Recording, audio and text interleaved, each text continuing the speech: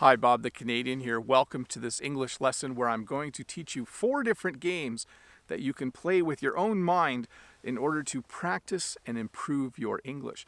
These are games that you can play when you're by yourself, maybe sitting on the subway, maybe when you're driving, maybe if you're sitting on something like a park bench. They are games that help you to practice and improve your English because they help you to start to think in English as you practice them. These games are designed so that you can just imagine the words or phrases in your mind. You might want to whisper or say them out loud if you're somewhere where that works. Or if you want, you can even write them down. You can write the words and phrases down on a piece of paper if you're somewhere where that works as well. The first game that I want to teach you is called the alphabet game, and this is a very common game. We even play it with our own children when we go for a long drive. So if you are driving in your car, maybe if you're just walking through a shopping mall, or maybe you're looking out the window while you ride the train, what you do is this. You look for something that starts with the letter A. As soon as you find something that starts with the letter A, you look for something that starts with the letter B. If you want to make it more difficult, when you see something that starts with the letter A, you say it out loud and then you use it in a sentence. So if I was walking through my house, I could look in the kitchen and see an apple and say apple and then say apples are delicious. Then I would look for something that starts with the letter B. This is a really fun game to play, especially if you're driving for a long distance or if you're sitting on a train looking out the window and just seeing the city go by as you ride the train. So the very first game you can try, the game that you can play in your own head, is called the alphabet game. The next game I want to teach you is called the connection game. And here's how the connection game works. Let's say you walk past a restaurant and they are selling pizza. In your mind, you say the word pizza, or you can say it out loud, and then you think of something that's connected to it. So you might say pizza, and then you say cheese, and then you think for a little bit and you say milk, and then you say cow, and then you say farm. So you can see how we are connecting the words together. If you want to make this harder, you use phrases instead of words. So you might look at the pizza and say, pizza has cheese on it. Cheese is made from milk. Milk comes from cows. Cows live on farms. The connection game is a really good game to play to help you to start to think in English.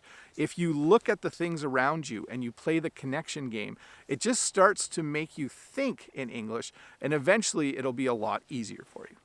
The next game that I want to teach you is called the opposites game, and this is a great game to play if you're somewhere where it's really busy, like at the grocery store, maybe at the train station, or while walking along the street.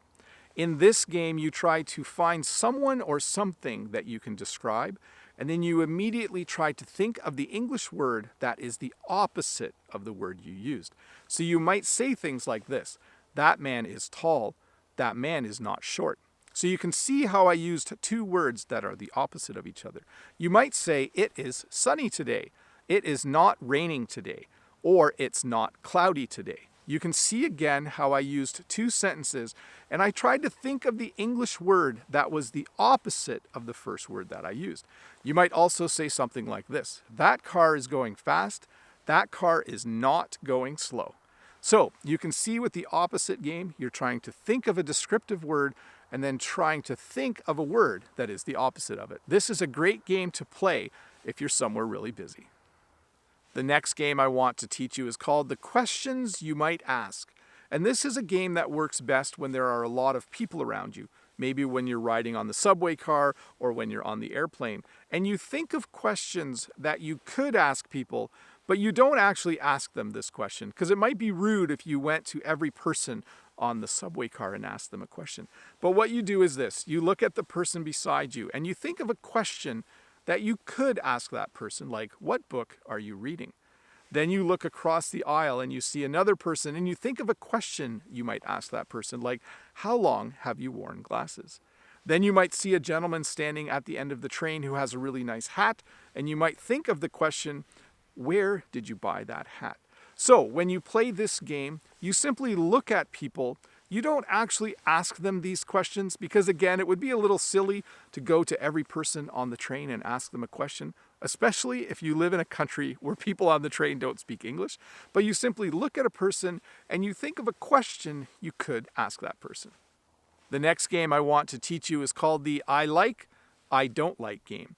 And this is a great game to play if you're walking along the street or if you're driving in your car and you're seeing different things every few seconds. And in this game, you simply respond to everything you see by saying if you like it or if you don't like it and why. So as you're walking along, you might once again walk past a pizza shop. So in your mind, you would say, I don't like pizza, or you would say it quietly out loud. Then you need to say why you don't like pizza. So you would say, I don't like pizza because I don't like how it tastes. As you walk along, you might see a dog and you might say to yourself, I like dogs. And then you need to say why. I like dogs because they are friendly and they are always happy. So when you play the I like, I don't like game, you're simply trying to respond to everything you see in a positive or negative way and then explaining why you feel that way. Well, hey, thank you for watching this English lesson about little games you can play in your mind to practice and improve your English. If this lesson was helpful for you, please give me a thumbs up. And if you're new here, don't forget to click that subscribe button over there so you get a notification when I do a new English lesson. And if you have a little bit more time, why don't you stick around and watch another English lesson?